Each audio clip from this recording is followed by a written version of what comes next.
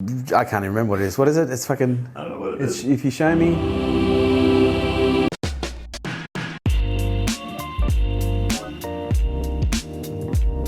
Hey everybody, welcome to today's episode of Hey Kerwin, Volume 49, the greatest hits edition.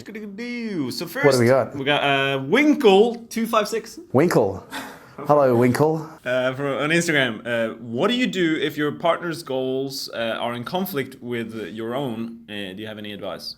Yeah, of course I do. I have lived that scenario many times before. Here's the thing. One of the things that I've worked out is very rarely are things in total conflict. There's often alignment, but in most cases you've got to find the alignment, search for the alignment, and define the alignment if it's not presenting itself to you. What do I mean by that? So, we're talking about values here because, some people, when it comes to goals, people's values will determine their goals and the things that they go for. But when I work with an individual who's got issues around money, meaning that they're either not making enough or what they're making they're not keeping, we look at the value of money and we go, okay, is money really a value? Now, if someone doesn't actually have money as a value, there are these exercises you can do, which is called values repatternings, where you get people to essentially reassociate and readjust and take their value for money, for example, from number 10 and try and move it up to like number 2 or number 3. Now, from my experience, it's very difficult to get people to change their values and to shift their values because that neurology is often running quite deep and quite long and quite connected. But whereas what you can do is you can create almost like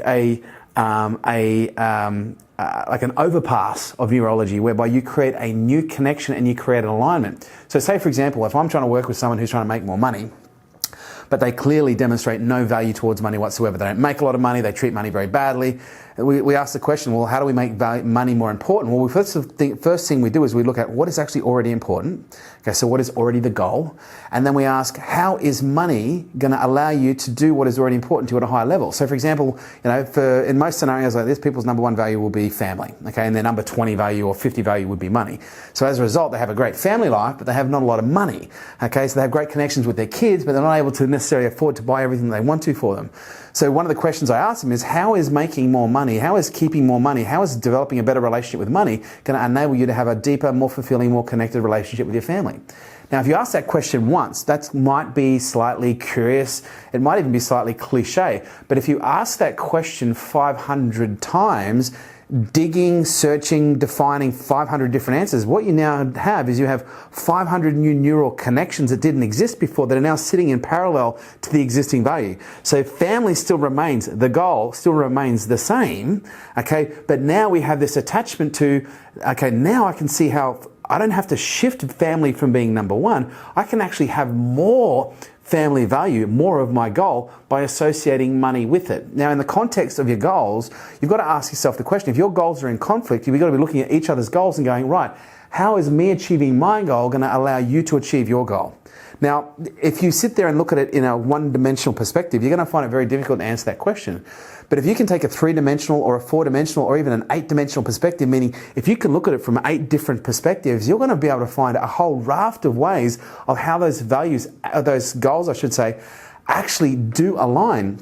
Even if at first appearance, they appear to be in complete conflict. Now, the challenge here is, that's the hard part. I can sit there and tell you, oh, they're all aligned. You've just got to ask the question, see the correlation, and create as many connections as possible, and then joy will enter into your life. But the hard work is actually sitting down there and defining and creating the alignments between the goals, which is, okay, your number 1 goal might be to, I don't know, build a multi-billion-dollar empire. But her number 1 goal might be to, settle down, have kids, and, move to the country. So then you've got to ask yourself the question is, how is my goal going to help you achieve your goal? Okay, and how is your goal going to help me achieve my goal? Well, I can tell you right now, if you're able to build a very successful business, you're going to be able to potentially, if you do it the right way, move to the country and live in a beautiful manner with horses and cows and ducks and pigs and goats and maybe even a fucking chicken. Okay, and you'll be able to do it in style. And by having your wife's goal, which is to settle down and have kids and move to the country, you've now got someone who's going to be looking after your back. You've got someone who's going to be looking after the home front. And by the way, I can tell you right now, when you're trying to build a multi-billion-dollar empire, you want someone keeping the home fires burning. You want someone to come home to who's taking care of business at home. Those two goals appear to be in opposition, but they're actually completely aligned with the right perspective and a fluid and flexible nature to its approach. If you're so rigid in your approach that you can't see any other way than how it is, then you're already fucked. Okay, but what I've learned is, a soft mind will bend. Okay, a hard mind will fracture. And your goal is to be flexible and soft in your thinking and into your approach so that you don't clash and crash and smash and snap into one another. Sit on that for a little while. Have a little think about that one. Irfan Sulman. Irfan Sulman. Irfan Sulman. Sorry. Is it better to be a big fish in a small pond or a small fish in a big pond in the professional world? It's better to be the kind of fish that you want to be in the pond that you like to swim in. How do you answer that question? I've been thinking about that a lot because, I've got so much demand right now in North America, in the US, in Canada, in Asia, and London and Europe. And I often think about myself, what would it be like for me to expand globally? And by the way, it's not that I'm just thinking about this. It's been a part of our plan for a very long time. But I do often question it on a very regular basis. Because when I consider the amount of work that's required to run a business at a national scale, and then I overlay that amount of work that's required to operate a business at an international scale, it's like your workload doesn't double. It almost fucking quintuples. And then you start to ask yourself the question, so why am I doing this, right? What is the goal? Well, the goal for me is twofold. Number one, I want to do what it is that I love, right? I love to help people. That's what I'm here to do. But number two, let's make no fucking qualms about this. I am not a charity. I am a very commercial dude, and I like to make money. Now, but please understand, the reason I like to make money is because it helps me do number one even better, okay? As you can see my fancy Gucci attire, I'm not someone who likes to make a lot of money so that I can wear fancy stuff. Although that may change in the future. I might get Gucci at some point. But what I do know is you've got to ask yourself the question, what is it that you love to do? What type of a fish are you? And what type of an environment do you actually like to swim in? Do you like being the big fish in a small pond? Okay, being the number one competitor in an industry, or the number one person in a city, or the number one person in a suburb, the number one person in the country? Okay, or do you like to be someone who's constantly on the hunt? Okay, who's constantly chasing, who's going after, who's fighting and scrapping their way up? Okay, do you like the idea of working 5 times harder in order to be a small fish in a big pond? Or do you like the idea of perhaps working 20% of the time that others would to be a big fish in an already small pond? And I can tell you right now, when we're talking that 20% or that 5 times, we're still talking a lot of fucking work, right? But my point is, it's got nothing to do with what I think and everything to do with what you want. What do you want to do and how do you want to do it? And if you can answer those questions, then you've found your answer and you don't need me to answer it for you. Thank you very much. Thank you. All right, 19 Chris Roberts. 19 Chris Roberts. We've got lots of fancy names today. What's the best way to communicate a new lesson or skill to your employees to let them take it in and apply what you're trying to teach? Demonstrate it. Through 2 things. Number one, through vulnerability, through your own example, through your own failures, where you discuss openly your own failures. And number 2, through some kind of a challenge where you get them to experience what it is that you're trying to teach them. There's this old saying, I can't even remember what it is, but I can't even remember what it is. What is it? It's fucking... I don't know what it is. If you show me... There's a great old saying, I don't know what it is, but if I could remember it, I'll tell you. But my point being, one of the things that I've learned is people learn far better when they actually experience a lesson. And that's why, to me, experiential training is so important. That's why we do Nail It and Scale It, to give people experiential lessons, okay, versus book lessons. Because anyone can tell you what to do. Anyone can give you a piece of advice. That's the easy part. Okay, anyone can share their experience, but when you show someone what to do, you share your experience with them, and then you give them the opportunity to execute on what you've just asked them to do in a challenge-like safe environment, the learning potential is going to skyrocket dramatically. And so for me, the way I like to impart lessons is through my own lessons, my own experience, but through challenges. Through defining leadership challenges. Great example today, I had a team member come in here I had to connect with, and I asked the question, do you want to develop as a leader? She said, yes. So what do you think is one of your biggest challenges that's preventing you doing that? And we sat down and we worked out that one of the biggest challenges was she was quite introverted, quite shy. And so I gave her the challenge. And rather than saying to her, well, you need to get out and be more social. You need to be more extroverted. You need to connect with people. Any fucking idiot can say that, give that kind of advice. I said, okay, here's what I want you to do. In the next 2 weeks, you have to find 4 people that you haven't connected with so far in this organization. And you have to take them out for coffee, buy them coffee, and find out 4 things about them that you never knew. Okay, which is going to be pretty easy because she didn't know him in the first place.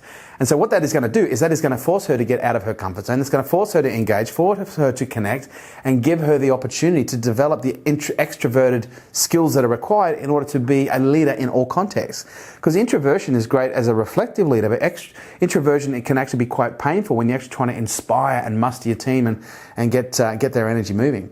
So for me, I like to set challenges. Challenges work really well, and yeah, it's a great way to impart a lesson.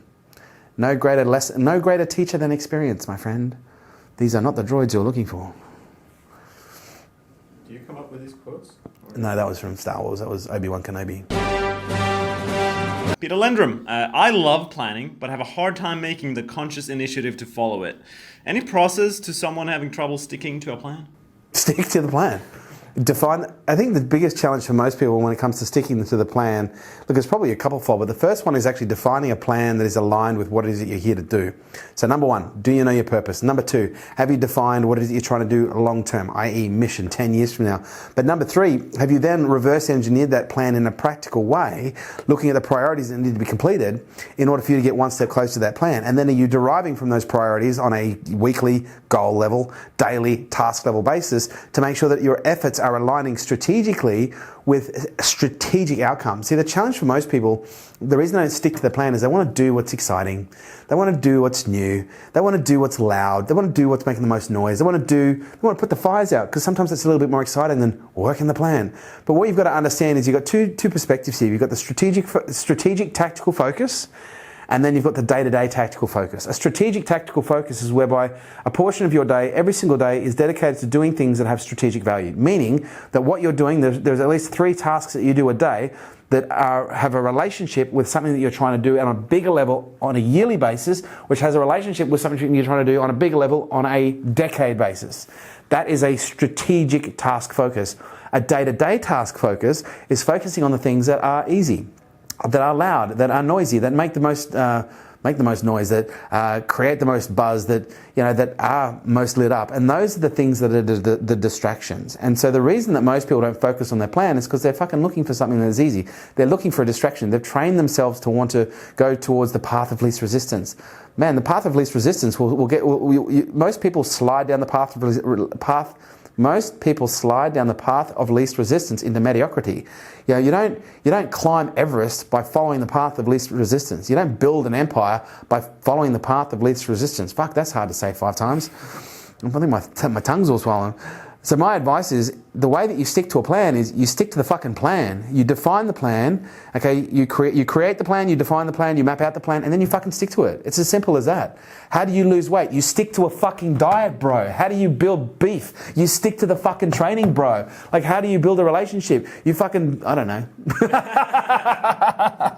But my point is, I can't tell you how to stick to something unless you want to do it. If you want to do it bad enough, then you stick to the fucking plan. Stick to the plan, bro. Nice. Final question. Corey Atkinson, 87. When you did drugs when you were younger, what compelled you to stop? What do you mean when I was younger? I became addicted to amphetamines when I was 19. And I'm not going to say I was a victim of circumstance. It was my destiny. It was fatalistic in nature because of all of the gifts and the benefits that have come. What was the question? How did I get off? Yeah, what compelled you to stop? What compelled me to stop was I placed a higher value on my life than I did on getting high.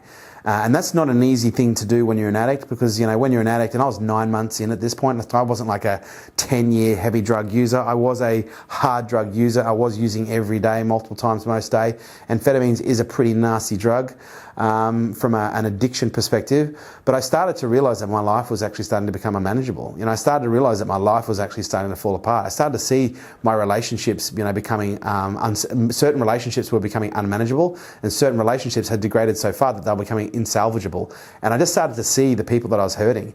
And rather than putting my own needs, and this is very difficult for an addict to do, rather than putting my own needs front and center, which is what most addicts do, I started to consider the consequences. And I literally started to look at my life. What is my life going to be like 20 years from now? If I continue going down this path, what is my life going to look like 20 years from now?